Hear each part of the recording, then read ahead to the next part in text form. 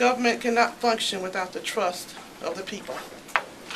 In the tenure I have as mayor, whether it's 45 days, 2 years, 6 years, or whatever, I intend to do everything I can to restore the trust in government of this city. I'm calling this press conference to announce the termination of Deborah Vance-Bowie as Chief of Staff. I am taking this action for the following reasons. First, Ms. Vance-Bowie must bear substantial responsibility for the gross errors in the creation of the current fiscal year budget. The creation of the budget is an executive branch function.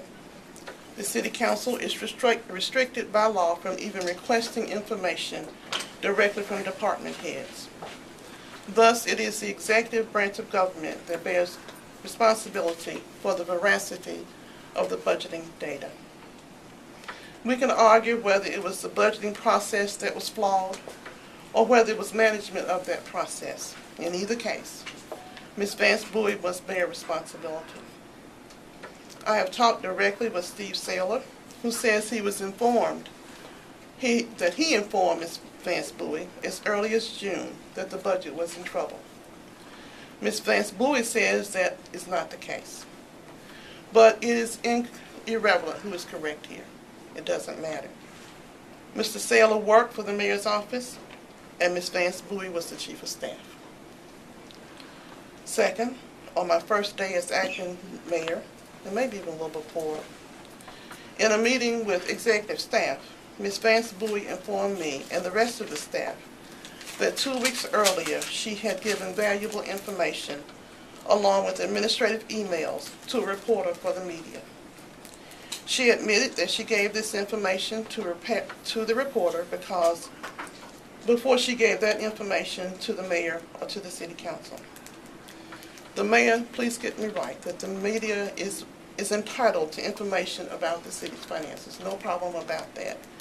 I've always been transparent, giving you the information that you needed without question, and sometimes just giving it to you because I thought it was the right thing to do. But the chief of staff must not feel a greater obligation to work for the media, news outlet, than she feels to her responsibility to the elected representatives of the city. As a woman in government, this action really grieves me.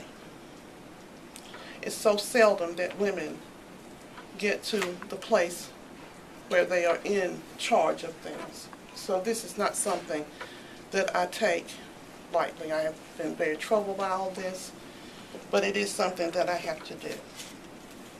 We have to restore trust in government, and it starts with the mayor's office.